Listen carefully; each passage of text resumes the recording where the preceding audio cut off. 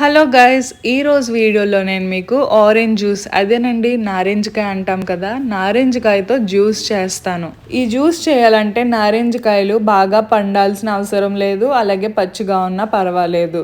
మనకి రసం ఉంటే సరిపోతుంది. సో బాగా శుభ్రం చేసుకున్న తర్వాత ఈ విధంగా రెండు కింద కట్ చేసుకోవాలి. ఈ నారింజకాయ జ్యూస్ అంటే నాకు చాలా ఇష్టం అనమాట. ఎవరన్నా పులుపు బాగా తింటే కనుక ఇది ట్రై చేయండి. ట్రస్ట్ మీ, చాలా బాగా నచ్చుతుంది మీకు. ఇప్పుడు కట్ చేసుకున్న తర్వాత మనకి జ్యూస్ ఇంపార్టెంట్ కాబట్టి ఈ విధంగా జ్యూస్ స్క్వీజ్ చేసుకోండి. ఒకవేళ మీరు ఈ విధంగా జ్యూస్ తీయలేను అనుకుంటే మన దగ్గర జ్యూసర్ ఉంటుంది కదా, ఈ విధంగా జ్యూస్ స్క్వీజ్ చేసుకోవాల్సి ఉంటుంది. దానిమ్మకాయ, బత్తాకాయలు ఈ విధంగా జ్యూస్ తీస్తారు కదా, సో దాని సహాయంతో ఈ విధంగా ఆరెంజ్ జ్యూస్ని తీయండి. ఈ రెసిపీ ఎవరికైనా ముందే తెలిస్తే ఒకసారి కామెంట్ చేయండి. తెలియని వాళ్ళు ఎవరైనా ఉంటే వాళ్ళు కూడా కామెంట్ చేయండి. ట్రై చేసిన వాళ్ళు ఎవరైనా ఉన్నా కూడా కామెంట్ చేయండి. జ్యూస్ అంతా తీసేసిన తర్వాత ఇప్పుడు మనం ఒక గ్లాస్ తీసుకోవాలి. గ్లాస్లో 1/2 టీ స్పూన్ కారం, అలాగే 1/2 టీ స్పూన్ సాల్ట్ వేసుకోవాలి.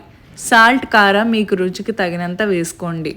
ఇప్పుడు మనం తీసుకున్న జ్యూస్ గింజలతో సహా ఉప్పు, కారం గ్లాస్లో వేసేసుకోవాలి. ఈ విధంగా వేసేసుకున్న తర్వాత బాగా కలుపుకోండి. మామూలుగా నారింజకాయ జ్యూస్ పుల్లగా ఉంటుంది. ఈ ఉప్పు, కారం వేయడం వల్ల మనకి ఆ పులుపు టేస్ట్, అలాగే స్వీట్నెస్ వస్తుంది అనమాట. సో మీకు ఇంకా స్వీట్నెస్ కావాలి అని అనుకుంటే కనుక ఇంకొంచెం కారం అలాగే ఉప్పు యాడ్ చేసుకోండి. పంచదార యాడ్ చేసుకున్నా కూడా బాగుంటుంది. నేనైతే ట్రై చేశాను, చాలా బాగా నచ్చింది. ఎవరైనా ట్రై చేసిన వాళ్ళు ఉంటే కనుక కామెంట్ చేయండి.